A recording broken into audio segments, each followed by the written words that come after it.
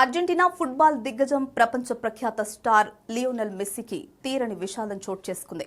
Messy తండ్రి George messy 68 ఏళ్ల వయసులో కన్నుమూశారు. కొంతకాలంగా అనారోగ్య సమస్యలతో బాధపడుతున్న ఆయన ఆరోగ్యం క్షీణించడంతో మృతి చెందినట్లు సమాచారం.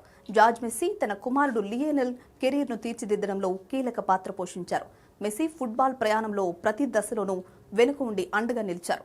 చిన్న వయసులోనే మెస్సీ ప్రతిభను గుర్తించి అతని కెరీర్కు అవసరమైన మద్దతు అందించడంలో జార్జ్ పాత్ర ఎంతో కీలకంగా నిలిచింది.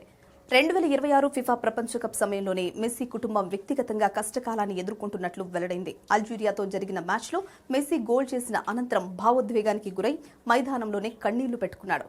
మెస్సీ ఎందుకు ఏడ్చాడు అనే ప్రశ్నలు అభిమానుల్లో మొదలయ్యాయి.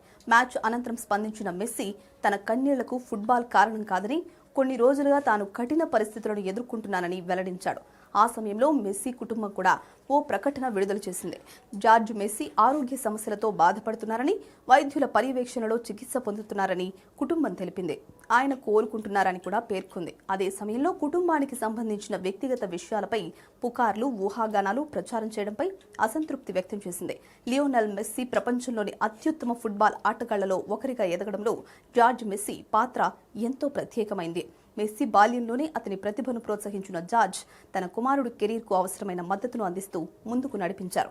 మెస్సీ అంతర్జాతీయ స్థాయిలో అర్జెంటీనా తరఫున స్టార్గా ఎదగడం, ప్రపంచ ఫుట్బాల్లో తనకంటూ ప్రత్యేక గుర్తింపు తెచ్చుకోవడం వెనుక కుటుంబం అందించిన సహకారం ఎంతో ఉంది.